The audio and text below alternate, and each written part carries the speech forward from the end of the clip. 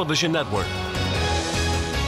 Montana This Morning continues on Montana's News Leader. As California residents begin picking up the pieces to their homes, we're getting a better picture what's left. I'm Tom Hansen with the latest on California's devastating wildfires. In one case of a neurological condition that mostly affects children has been confirmed in Gallatin County. Coming up, what experts say you can do to minimize your risk of getting this little understood disease. Good morning, 6:30 on this Wednesday. Chet Lehman, Missy O'Malley with you. We'll have more on that story in a moment. Our top story this half hour. A group of lawyers in San Francisco have filed a lawsuit against PG&E on behalf of several victims of the Camp Fire. Now, the cause of the fire is still undetermined, but the suit alleges that the utility company was negligent in failing to maintain its infrastructure. At least 48 people have been killed by the fire. And down south near Los Angeles, firefighters are slowly making progress battling the Woolsey fire, which is blamed for at least 2 deaths. CBS's Tom Hansen is in New York with a difficult situation that residents are facing in both areas.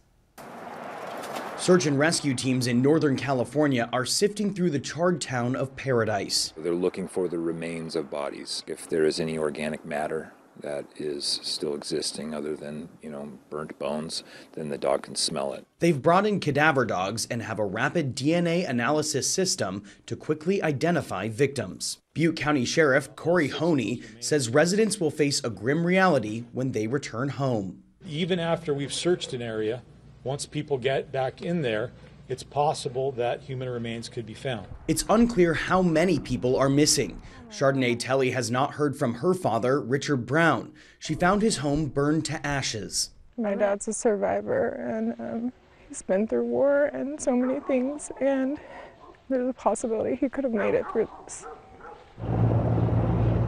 500 miles south, firefighters have made progress battling the Woolsey fire. Some neighborhoods were reopened, and residents were able to see if their homes survived. We can have Thanksgiving here. Others are not as fortunate. I didn't expect to see this.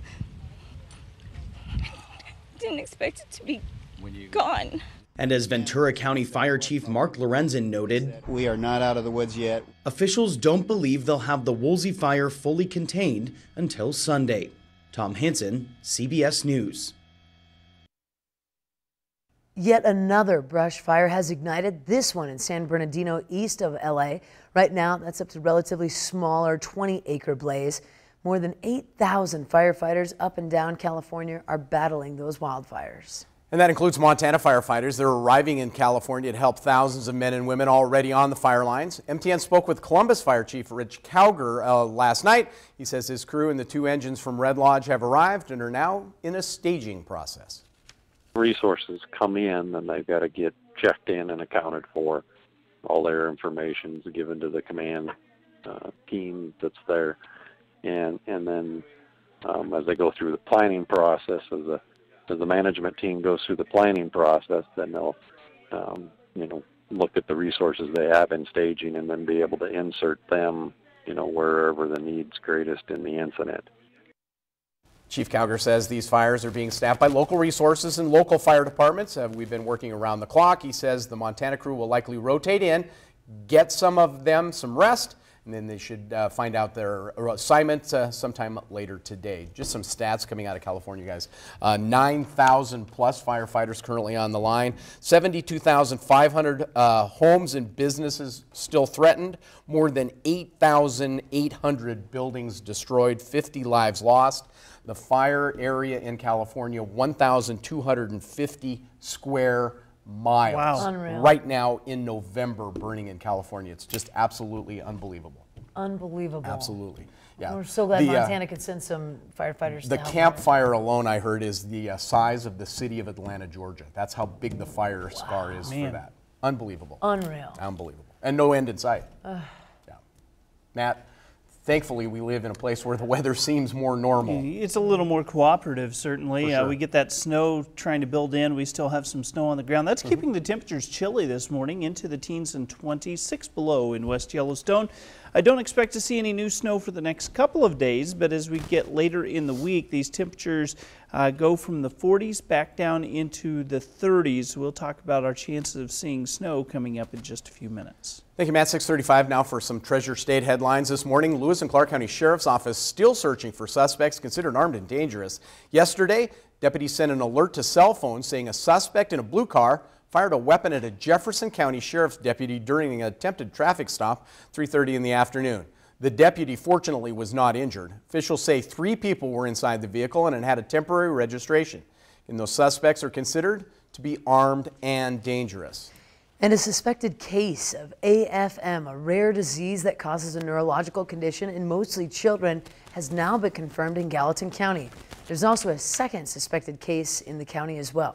Now, the confirmed case was found in an adult. John Ebelt with the Montana Department of Public Health and Human Services says testing results are still pending. On the second case, he says there are no other suspected cases around the state.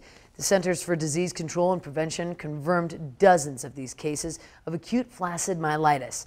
This year in the U.S. alone, Matt Kelly with the Gallatin County Health Department says while doctors don't know what causes AFM or what prevents it, there are basic steps you can take to stay healthy.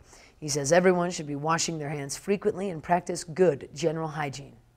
In other headlines, members of the State Legislative Committee on Tuesday grilled Secretary of State Corey Stapleton over a mistake his office made in printing the voter information pamphlet this fall and the contract to fix it.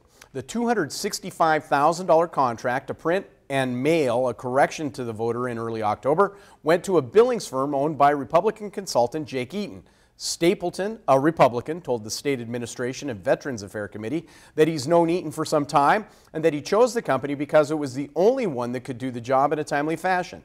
The original voter information pamphlet mailed to 470,000 Montana voters did not properly identify the language in the state law that would be changed by Initiatives 185 and Initiative 186. Stapleton says he learned of the error on October 9th and wanted to correct information to voters by the time they received absentee ballots in the mail several days later. He said other print shops couldn't get the job done until days later at the earliest. Democrats on the committee said the corrected mailer fell short of what they would expect. There's no Secretary of State stamp on this. So when I received this, I went, is this a joke? Is this one of those phony mailers that they're trying to garner my support for something that's not accurate? I'm with you. I expect us to excel and put out perfect documents. And again, when it wasn't, we did our best to fix it. We satisfied the legal requirement in my mind because we got it there in time so that people got it as they got their ballots. And we also did the best thing for the interest of the voters.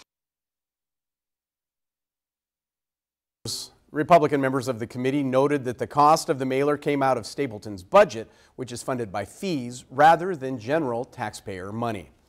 Also, are you ready to get your new Real ID, Montana driver's license, or state ID? If not, you still have time to prepare before January when Montana has to start to comply. New ads feature a modern-day Lewis and Clark alerting Montanans about Real ID and how to get started. These ads, which started running this week, were created by students at Montana State University Billings in conjunction with the Montana Motor Vehicle Division. Ads include information about the availability, cost, and potential benefits. We went with a Lewis and Clark theme because we wanted to evoke the idea that this Real ID law is really about keeping Montanans safe, and it's consistent with our identity of being traditional and safety bound and patriotic, and it doesn't interfere with individual freedoms at all. By the way, that very catchy ad also won MSUB an award from Keeping Identity Safe, a Washington, D.C. nonprofit that works to raise public awareness about Real ID security. Montanans can start applying for Real ID driver's license in January and be ready for that. Meantime, we're going to take a quick break. Here's what's coming up on Montana This Morning.